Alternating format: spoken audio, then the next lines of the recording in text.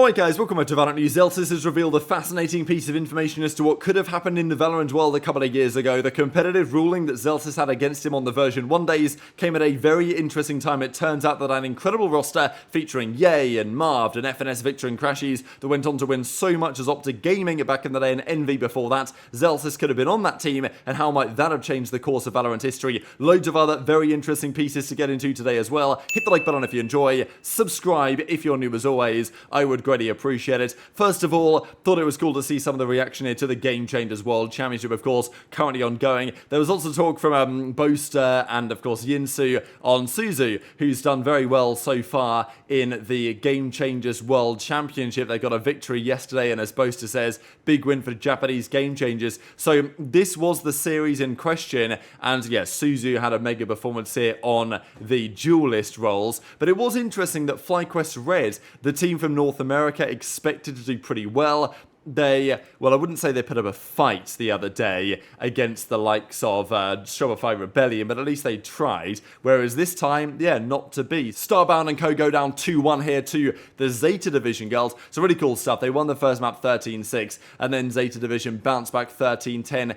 13-6 in the end themselves. Suzu with a massive map on the Jets on the ascent to get over the line. So, yeah, cool to keep your eyes on that tournament. I mean, the bracket is currently playing out as follows. So, as we said the other day, SR are still your heavy and comfortable favourites to get through and win the entire tournament. They find themselves in the upper semi-finals now playing Zipto Esports, who also take down FlyQuest Red as well. So, yeah, an unfortunate early end for the FlyQuest Red team. They do take home $10,000 in the process, but of course, not what they were looking for going in. 7th to 8th is $15,000, 5th to 6th is $25,000, 50k, 70k, 100k, and then $180,000 for first place. So not bad at all. $500,000 prize pool for all of the teams in attendance, and over the next couple of days we are going to get some serious conclusions on how we could expect this tournament to go from now into the future. Quickly as well, on the VALORANT Asia Invitational coming up in December, I believe, and it's Billy Gaming who are going to be back at it again. We do have another tournament coming up relatively soon as well, where actually no, this is the November 21st until December the 1st event. There's an event in December which features various other teams, such as including NRG. So BLG are going to that one, I think, as well. I think it's the Soup Valorant League Finals, maybe, and NRG are going to be there too. This is, of course, just an Asian tournament with Chinese teams and, of course, Pacific teams as well. So November 21st to December the 2nd, or December the 1st, obviously, is Chengdu in China, where this tournament is going to be happening. So these are your rosters in question. Again, it's kind of going to be exciting. It's not necessarily this one just China versus Korea like that tournament the other day, but it's, you know, China versus the Pacific in general. So you've got EDG, Edward Gaming, you've got TE, Trace Esports, you've got BLG. That's pretty cool. And of those three Chinese rosters, you then have the other invitees. And I think I'm very excited to see how these get on, right? So EDG, hopefully they're going to have their full roster playing as well, because they are now the world champions. Let's not forget, as remarkable as that story still is to me, they did win the world championship. Kang, what a performance, of course, MVP in the end. We know that they weren't playing with their full roster the other day. They had a couple of substitutes in play as well. One of them was called Potter, and, you know, not the Potter, obviously, who's been coaching the Evil Geniuses roster for some time, but another Potter from their academy team. So I'm hoping they can at least play this one with their full team. But DFM are there as well, Detonation Gaming, but it's RRQ in addition. But I think the real exciting stuff is PaperX, DRX, Gen.G, Edward Gaming, right? To see those powerhouses of Asian Valorant back in the same building again at this event is going to be spectacular, I think. DRX have made some interesting changes. I'm not so sure I'm much a big fan of it. Gen.G, I think in general, given the fact that they lost players to T1, I like what they've done to try and make the relative replacements. PaperX, of course, haven't really done that much, although will they make the role changes that Zellsis expected them to make, and maybe put Jing on the full-time duelist role? That could be an interesting plan. So we're going to get our answers to that in the relatively near future. But speaking of Zellsis, I got to share an interesting clip that Zellsis made on stream. So the Score Esports did a video on Zellsis, his rise basically to become a professional player, what's happened in the Valorant world since he's come over here, of course, and, well, he commented on some of the drama that's been going down at at the time. So you guys remember, this is 2021 now, so a long time ago when Zellsis was playing for version 1. And during Masters Reykjavik, they came up with a very, well, confusing statement on Zellsis, right? And we know that Zellsis, you know, I wouldn't call him necessarily toxic. I think people overuse that word in the community, really. But he's got a personality on him. Like, let's just say that to keep it very simple. And he will say things sometimes that are potentially out of line. Now, Riot, back in 2021, said the following: during Masters Reykjavik,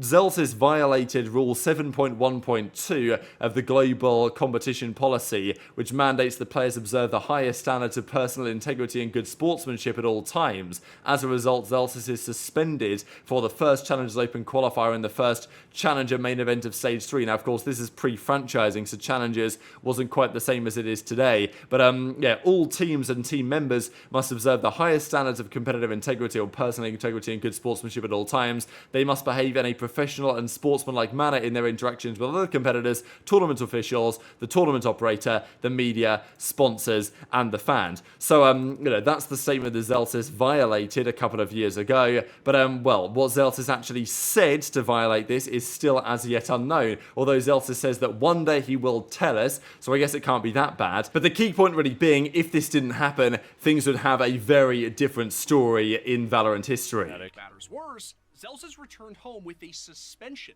for the majority of Stage 3 for what Riot described as a categorically offensive and discriminatory remark about a tournament official. Yep. Okay. First of all, right here, I say it in the video, it was a false suspension. Okay? It was a false suspension. And eventually, what actually was said and happened will come out. I will say it on a podcast or some shit somewhere. I stand by that wholeheartedly. I don't care. Oh, also, okay, so they're just gonna fast forward, right? But I'm gonna give a little, I'm gonna give a little insight. If I didn't get that ban on V1 after Iceland, I would have been on the NV OpTic roster. For people who don't know, I would have been on the NV OpTic roster over. I think it would have been over Marved playing Smokes. Yes, because at the time, when we made I think Marv fit better on that team for sure. He definitely fit better on that team. But at the time, I was asking for a raise from V1, or like we were all asking for raises from V1, and NV wanted me, so it was like a bargaining thing between the two, like NV and V1.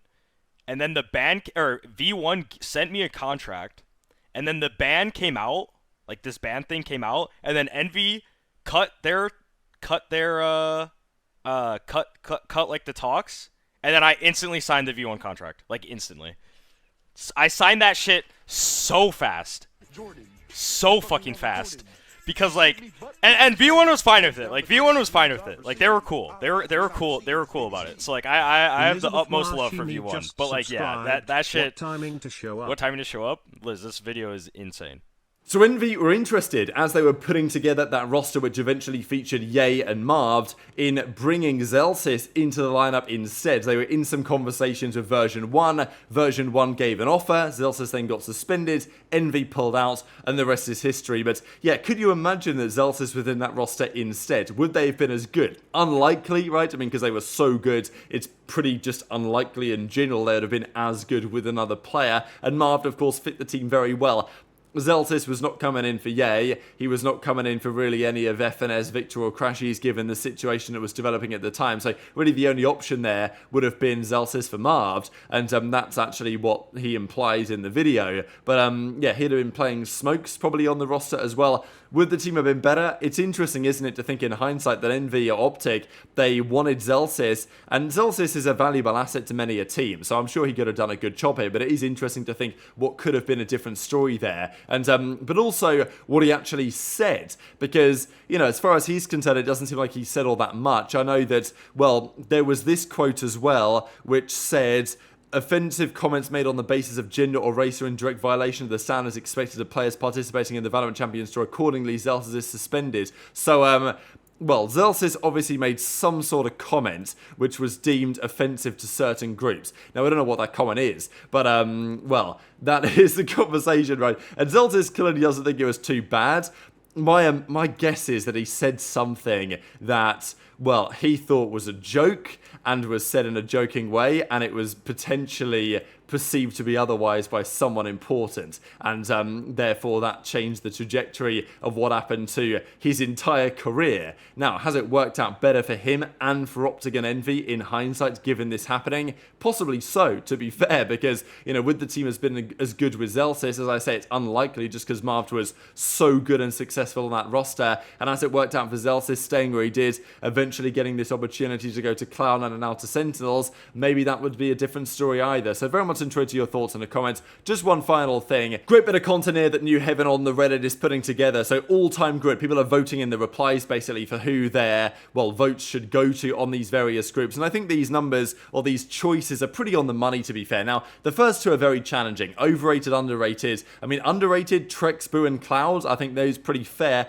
Overrated is always kind of challenging and controversial. Jing, though, being number one is interesting, right? Because, you know, Jing has, to be fair, been held in very high regard, but the results don't necessarily speak to that, so I understand why there's, you know, some criticism going on there. Astronaut as well, and then Yay. Funniest pro going to Ares. Well like to go to Boaster. Best villain, Zoms. I think that's probably fair. Next up, Primi, of course, is topping the list. Verno and Kayak there as well. Best aimer, we're talking Demon 1, Yay, and potentially less. Sliggy gets the best co-streamer. Best caster, Bren, Sideshow, obviously Pansy and Pog, Hypok, right? Like Achilles, Paper Thin. Best IGL, that's a controversial one. Best duo, best core, best organization. Sentinels win that one. Best duelist, of course, goes to Aspas. So there's a few other options here. But best Sentinel, what do you guys think that, you know, who will that go to based on what you have just seen? We'll talk about, of course, the full grid in a couple of days. Maybe I'll just keep you guys updated with what happens day by day. But yeah, best Sentinel, we're not talking Tarek or Tens or Zoms, you know what I'm saying? Like, we're not talking about Rob Moore, for example, but we are talking about players on that role. Probably less is the answer here, to be honest, but yeah, less is more on this occasion. Very much interested to your thoughts on all this stuff in the comments below. Hit the like button if you enjoyed, subscribe if you're new, take care, and I'll see you next time.